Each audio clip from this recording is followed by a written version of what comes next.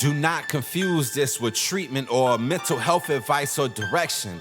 Nothing on this podcast is made to supplement or supersede the relationship and direction of your mental health caretakers.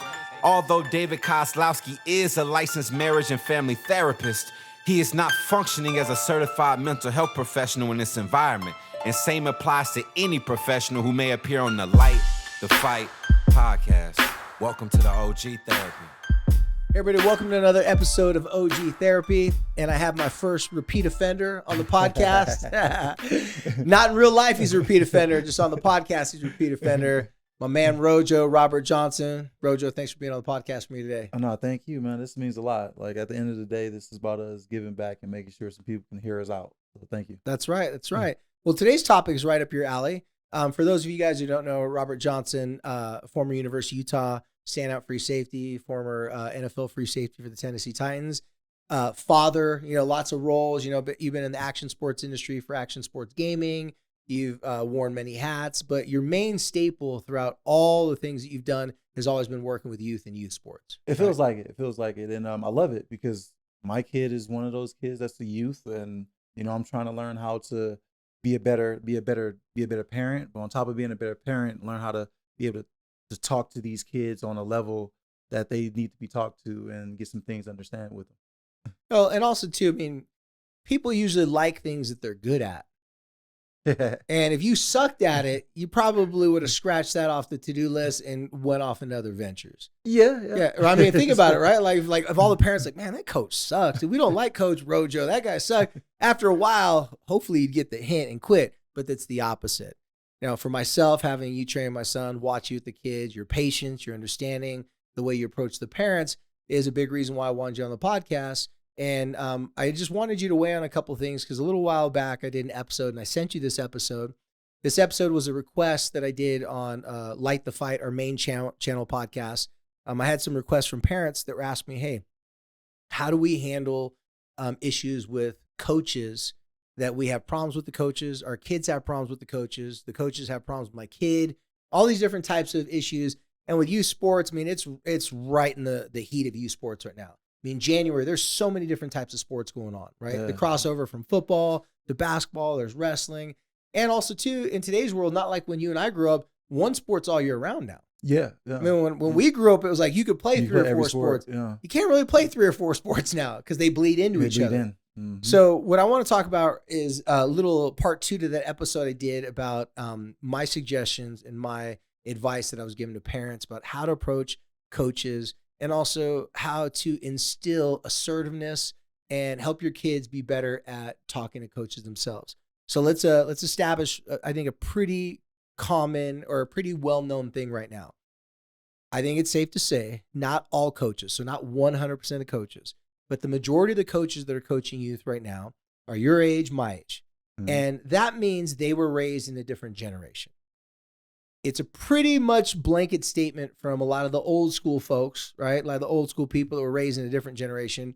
That one of the knocks on this current generation is that there's a lot more coddling from parents. Yes. There's a lot of parents that because they spend so much money, by the way, did your parents spend thousands of dollars on your athletic career? Oh, no. My parents spent thousands of dollars on my athletic career. Yeah. My parents are like, if I suck, they'd be like, we better stop playing then because we ain't paying for it, right? My mom was like, hey, coach, if you want them, you better figure out how to get them to practice every day. Exactly. Youth sports better be real cheap. Okay. So if you can imagine if our parents, well, we don't have to use our parents' example, but today things cost a lot of money. Parents definitely, the net income, most families make more of a higher income now. You drive nicer cars. I drive nicer cars, and my parents did. So we're leveling up, just like our parents wanted. They wanted us to be better than them. And just like, of course, us as parents, we're going to want our kids to be better than us.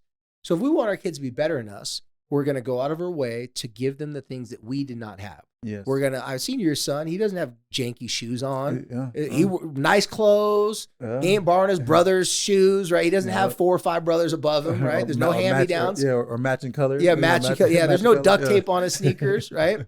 So we're looking at these kids coming up now. Parents, and I'm not saying this is a bad thing. I'm just saying this is an observation. They're spending lots of money. If they're spending lots of money on their kids, like most people, they want a return on that investment. Yes. They want to guarantee that their kid's going to start, going to be successful. Mm-hmm. And eventually, the big thing in today's world, especially now that there's money in college sports, is they want their kids to get Division I scholarships. Yes. For regardless what the sport is, they want them to be at a high level. Now let's look at sports that aren't in college. Motocross, surfing, skateboarding, BMX biking. Even though there's not college sponsorships for that, the pros in those sports make a lot of money. Oh yeah, with back in the day, endorsement deals, and, X Games sports were like laughed at. Now you can make millions of dollars as a skateboarder at 16 years old, and you can make the Olympics too. And you make the Olympics too. Yeah, snowboarding, right? Yeah. So the point I'm getting is that there's coaches from the old school coaching kids and parents in a totally different generation, totally different realm. Parents have high expectations of their kids, have high expectations of return on their investment, and then coaches have a higher expectation to be more sensitive, more understanding. And I think it's a safe thing to say that coaches today spend a lot more time interfacing, texting with parents, and having to deal with a lot of combative and argumentative situations and complaining from parents. There's always been parents complaining. I think it's just on steroids now compared to past generations. So you'd agree with that? Yeah, I definitely agree with that. Oh. So what I want to talk about for a few minutes is you are actually in a unique position because you are a coach in the training sense. You're helping develop the skills of, football players, basketball players, anyone that wants to get better footwork, and more specifically with football. So in your position, you'll have a lot of parents come to you, open up to you. They say, hey, I want my kid to be better at X, Y, Z because they didn't start, they didn't get this, or I just want them to be really good because I think they have potential. You don't have as much of the heat coming at you from how come my kid didn't start, because that's not the role that you play. So I want to ask you, since you agree with all the stuff I was talking about as far as the expectations being higher, more money, kids, walking around all swagged up, wearing all this cool stuff, matching gear, a lot of entitlement, right? Which really isn't their fault. If your mom would have given you everything you want as a kid, would you have said, no, mom? Oh, no. Of course you're going to take it. Yeah, that's how it goes. So being in the position you're at right now, I did a podcast a little bit ago, like I said, talking about suggestions I give to parents. One of the suggestions I gave to parents, regardless of how young your child is that I tell parents that you have to teach your kid how to communicate and advocate for themselves. Even when your kid is struggling and they come and complain to you, if you take your kid's complaints, get all stirred up and all emotional, and you go straight after the coach, that could set up a really bad situation with your relationship with the coach and the kids. So my first question I have for you is, when parents come to you and they complain to you about coaches, about their kids not getting playing time in their sports, and they're wanting the kids to improve and get better, what do you think about what I said in regards to encouraging the parents to teach their kids and advocate for themselves? Do you agree with that? And if so, why in your opinion, what are some of the reasons why it's good to help kids learn how to speak for themselves? Well, I mean, first off, I'm 100% yes with what you're saying, because at the end of the day, the parent is not on the field. The kids are on the field. True. And when you look back you might have a kid that's really good, but have a terrible attitude. Sometimes as a coach, you don't want that player that's awesome, All-American, but he has a terrible attitude. You don't want that to bleed over into the other players. And sometimes cancer in the locker room. Yeah, cancer in the locker room. Yeah, I was just about to say, it turns into the locker room lawyer. Yeah. That's what we say. It's a locker room lawyer, where this kid is like, I'm not getting my time. I'm not doing this. I'm not doing that. And we know that he's good, but you're not reaching that potential. That kid can really destroy a team. So when it comes to them going to their parents, like, well, Dad, I'm not doing this, or Mom, I'm not doing that. And they're like, well, we know that you're good. We know that you deserve it. So we're going to go talk to the coach. That's going to screw up. That messes up that kid and make him feel like even when he's not doing good and he's figuring out ways to cut corners, his parents is going to be there and going to protect him and coach, you need to play my son and do this. And then all of a sudden that transfer portal, it seemed like the transfer portal is it kicks in quick when it comes to that one kid that was so good, but yet he don't get along with this coach. You have to step back as a parent and allow your kid to not figure it out, but you got to allow your kid to understand, hey, are you putting in all the work? You need to ask your kid and have these serious conversations with your kid of hey, on that one rep that I saw you do, was you doing it 100% like the coach said? Or were you taking a step back and I'm just going to take this play off? It really turns into, as a parent, you have to decide to ask your kid and have those serious conversations of do you really want to play for this coach? And are you really giving your best effort? Because the same way that coach is looking at your kid and you looking at your kid is like, oh, this is a Heisman. This is an NFL guy. It might be a kid. It might be a coach that's on a higher level that's looking at your kid as the same way, but he's not going to allow him to see it. He wants him to bust his ass and do what he needs to do on that field or on whatever sport it is. He wants him to do what's need to be done to make sure that he reaches to the highest potential that he feels like he can reach. So I'm gonna just sum up what you just said in a sense, so it's very palatable for everybody. Because I agree. I really like some of the things you said. So when kids come to their parents have to be really quick. I mean, have to be really careful not to react to their kids' fear, complaints, and discomfort. Because as a parent, when your kid is hurt and they come, they're hurt, it's like, oh my gosh, what happened? And you want to quickly help them. When their feelings are hurt, when they're feeling down and they're feeling uncomfortable or they're feeling like they're unjustly treated, if you've had a bad day as a parent and you're stressed out and you can't control a lot of things in your life, and then your kid brings this smoke to you, it's just like, it's hard not to react to that. So not to sound like we're parent bashing and everything, I kind of want to flip it on the other side. You get it as a parent, don't you? Yeah. And then it's hard not to react. And I can give a little prime example of my son, like playing flag football. Recently, their team didn't win a game, but my son, he was one of the top players, but he always wanted the ball. And then it seemed like the coach started to fall into that position of like, okay, well, his dad played in the NFL. Let me give his son the ball more. And I had to pull the coach aside and said, don't give my son the ball like that. And he's like, well, he's good. I was like, I don't care. He's not pulling flags.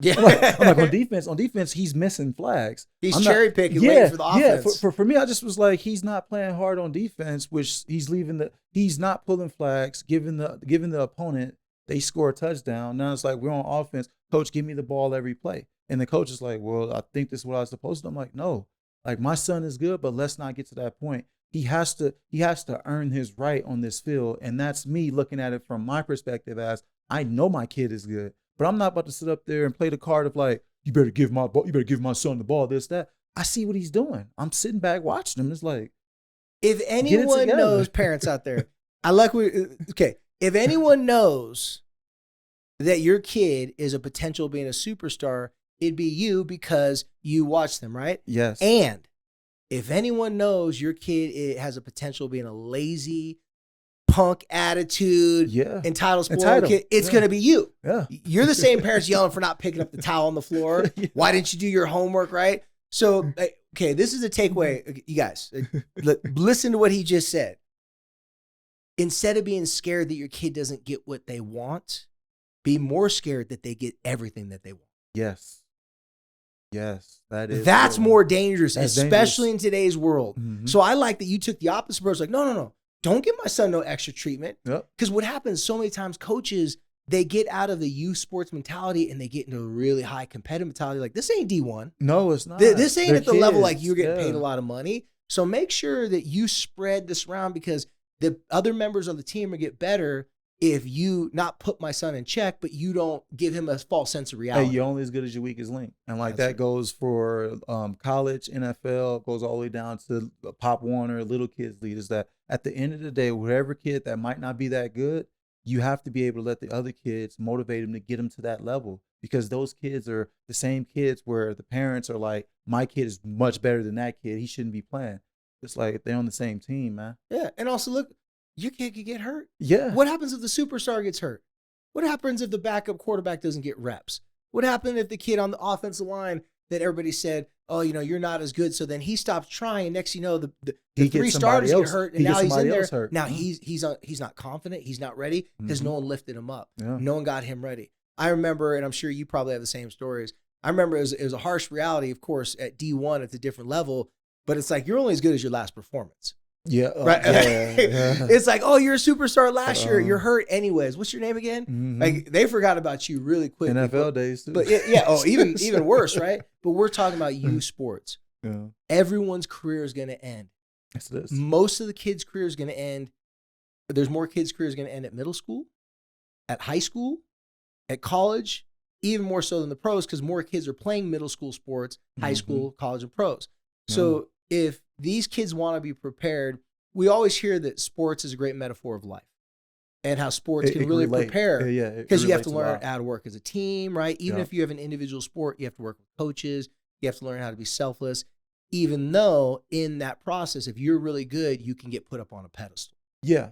Yeah. You could get put up on a pedestal, but you have to be able to check that ego. Like, like I tell college kids right now at the University of Utah, it's like, enjoy this experience, because when you get to NFL, it's business. Yeah. And don't get me wrong, business is sometimes booming, like, like what they say, but then in college, sometimes your best friends would be those ones that you made in high school, and then sometimes in college compared to what you do in the NFL, if you even make it to that level, because things happen. Yeah. Like you said, you can easily not be able to play high school football anymore after something happened in Pop Warner. So you have to enjoy it and like take it all in, No, I like it. So what we figured out so far in this conversation is be slow to react to your kids' complaints. Yes, 100%. Be more, and I talk about this in therapy with parents all the time, but this relates perfectly when you're dealing with athletics, is you can love your kid and you can't save them. Yeah. And like, hearing that's something that goes into like, when your kid is complaining to you or talking to you about a couple of things that's not really fair, like politics, different things like that, then you should probably go out there and go watch your kid at practice and just go see both sides of the story. Yeah, see both sides of the story and take it all in, because at the end of the day, the coach, it is some coaches that's legit, like some a-holes. Oh, for sure. Yeah, we're not trying to make it out like coaches. And we're not trying. But you can't control those. You can't control those people. Yeah, but you can't control what you can by going to practice or going to a game and really watching it, really taking it all in before reacting. Like you said, take everything in, take in all the information, and be able to, as a parent, don't be like, my kid is this, my kid is that. Take it in and really see what's the best thing that's for your kid.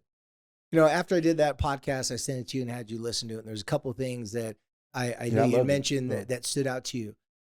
If you can't, let's take the worst case scenario. Let's say you do have a coach that's treating your kid unfair, but let's say unknowingly you and your kid have a part to do with it. Yeah. Right. Uh-huh. But let's say the coach is a punk, or let's say they're immature. One of those, coaches raw.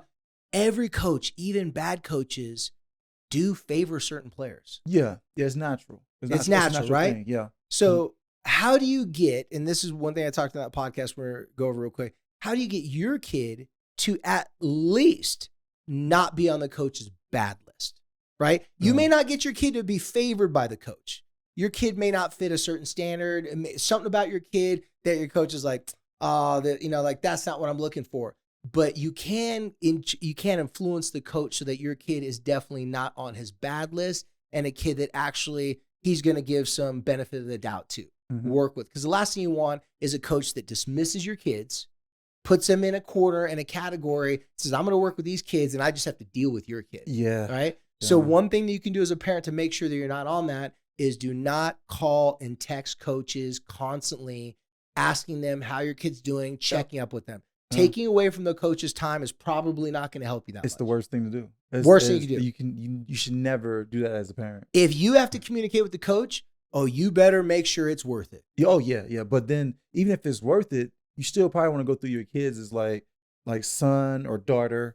Like, hey, have them go first. Yes, have them go first. Have them look. This is what I seen as a parent, but what do you see? Because you're at practice every day. You're in the game. You're talking to the coach all the time. Like, what do you see? And if you can share this with the coach, share this at a time that you feel is comfortable for you. As a kid, absolutely. You don't do that as a parent. You don't text that message of like, my kid ain't starting. I seen this kid, that kid. That's when the coach will get to a point of like, I can't deal with your parents, so that means I can't deal with you no matter how good of an athlete you are. Oh, yeah. And then on top of that, also besides telling your kid to go to talk to the coach himself, besides telling your kid to do that, I think it's also very important too that you give the coach compliments and appreciation for their time and effort. Oh, yeah. If you don't like something about the coach, separate that from the good things the coach does. Don't make it personal. Yeah, don't make it personal. Now, here's a little trick though, and this is specifically, I'm not saying this is, I don't want to isolate moms in general, but it's more of a typical mom thing. Don't over compliment the coach and be too like, oh my gosh, thank you so much. Like, this is so amazing. Like, you helped my son. Like, if you go on and on and on and on and on and on, it's a little needy. Yeah, it's like the coach starts feeling like, are you trying to like, are you going to ask me to start your kid? But the other kids, they're going to be looking, they're going to be like, it's your a mom little is doing too much. More than what's It's almost like mom is trying paper. To set up a play date, like to try to try to like brown nose you come into over getting. For dinner. Yeah, it's like, oh, can we help you out? Some moms will try to like, I want my kid to play so well that I just need to show the coach so much admiration, care, and attention. That's not right. No. Hell But no. you want to give compliments. You want to acknowledge that the coach's job is hard. Hey, thank you for taking the time. Really means a lot. When I coach my little son's basketball team, parents go, hey, listen, we appreciate it, man. Thanks for taking the extra time, being patient with my kids. If your coach is patient with your kid, even if he's not super patient, just he's trying to be patient, compliment him on those times, Yeah. right? The other thing, too, is that when your kid starts to have those difficulties and you do have to go talk to the coach, of course, if you set up the compliments and if you set up those things, it's going to make it easier to talk to the coach. Always give the coach the benefit of the doubt. And if you do talk to the coach, ask the coach, first of all, are there some things I could do Yes. to help my son or help my child be a better teammate, to be more successful, and those things. Don't go to there and complain about what your kid's not getting. Don't complain about what the coach isn't doing. Ask for insight and information to help your kid on your end of what you could do to support the coach instead of trying to get in the middle of him and the coach or her and the coach. What do you think about that? That's a good thing because those coaches, they see the improvement. So when you look at when a parent walk up to you and say, hey, how can my kid get better? And the coach give you a little blueprint of what can help and what can make things a little bit better. If that kid come back and it shows that he's trying to do these things, coaches take it all in of like, hey, this kid is really like, the heart, he has it. So this kid should be getting some time at something. He's trying his best and he's doing his best at off the field instead of being just on the field. So the coaches take it all in with that. Like when you can see the results, you're coaching. That's coaching. Absolutely. That is coaching when you can see the results of what you have told a player to do and it's being done on the field. It's like, that's all I wanted. Oh, yeah, that's another thing. Yeah, don't go to the coach behind your kid's back. Yeah, because it just turns, it runs way deeper. Like I said, like the same way that the parents are sitting up there talking to the coaches, the kids are watching. Yeah. The athletes are watching. Your kid is watching, but other kids are watching. So let it be known that one kid knows that your parent is talking to the coach and you don't know, and that's your mom or that's your dad talking to the coach. And it's like, it turns into a little embarrassment. It turns into more of like every athlete has been on the court, seen one of your teammates' parents flip out, cause a scene, and you're like, damn, it's embarrassing. It's embarrassing. And that kid's just like, oh my gosh, I can't believe this is happening. It matters how you go about it because the same way that parent is flipping out on that coach or yelling at the coach or doing whatever it is to the coach, if that's my mom and dad and I don't know that my mom and dad has been building this relationship with this coach, and they know, my boys know, it's like, nah, I don't think I want to play for the team no more. Like, I can't do this. So that leads me to one of my last things with the parents. Don't be that parent. Yeah, don't be that parent. Don't be that parent. And we all know what that parent is. And a lot of times when parents are that parent, they don't think they are.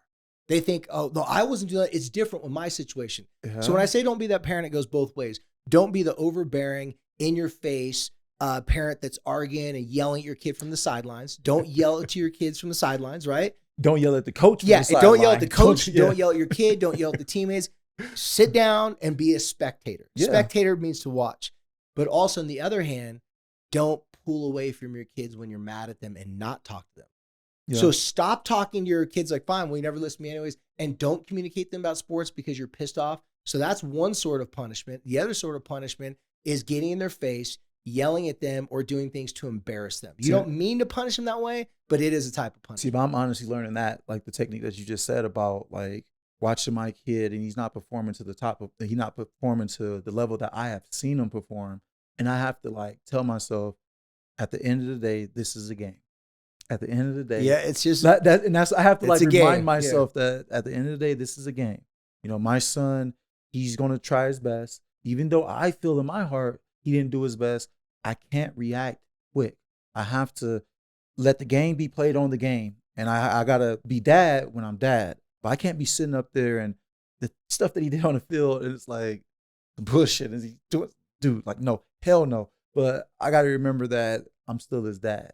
And what's more important, because I know you and I share very similar sentiments about this, is that if it's a metaphor of life, we have to realize it's not life. Yes. It's a training tool. It can help you. And at the same time, and I know you feel the same way, I would rather my son be a great man than just a great player. I had to learn that because that's hard, because if he's capable of being great at that, it really gets under your skin. It gets under your Yeah. skin. It's like I'm training kids that's around Aiden age. That's around my son age. I train kids between 9 to 14 or 9 to 15 or 16. And Aiden is 11. And he's not even training with me. Yeah. My son don't even train with me.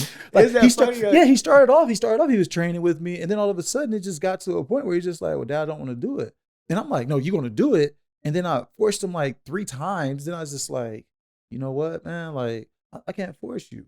It sucks because I told him, I'm like, parents are asking me like, hey, do you have kids? Yeah, my son is sitting right over here. He's one over there playing Pokemon. He's just sitting reading a book. Like, he Yeah. ain't doing much. And they like, well, do he do this? I'm like, he is really good at it. Yeah. But you just don't have the passion. Well, and we know when you play with other athletes, how many times did you know a guy that's like, this guy could have been a world beater, Oh my could have been God. amazing, everything, if he actually even cared that much. Come on now, inner city kids? Oh, I can tell. I can put a list together. I can put a list of at least 20 Some that kids- I am 100% sure 20 of them would have made it to the NFL. Yeah. 20 of these kids that I know, well, all they have to do is just stick to the plan. But they Thank goodness for you, they didn't. Made more space. made more space. Yeah, they opened up some doors. But that's a very common thing. Is like some people, their heart's not into it. They choose other things. So it's not mandatory for your son to be a great person or a great man to have to be great at a sport. Yeah. That would just be a little added bonus. But it just teaches so Yeah. much, like you said. It just teaches a lot of qualities that you use in life. Like when you get older, it helps you with a lot of corporate world stuff, a lot of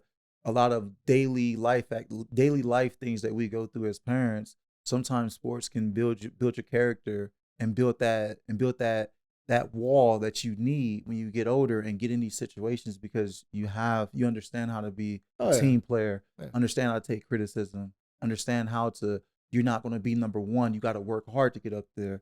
Sports does that to a lot of kids. Yeah. Well, last thing I'll say before we got to wrap it up, and we're going to do a part 2 of this episode for the coaches. Because this is for the parents. We're going to do something for the coaches because let's face it, coaches out there, they don't want to stop evolving. And in today's game, it's about relationships. In the NBA, you have a bunch of coaches that aren't necessarily the best X and O's guys. They're good relationship guys. Yeah, Popoviches, those guys, the old school, like yell at their players in their faces, they're a dying breed. But they respect them. Exactly. But the majority of the coaches now got to be able to handle the egos.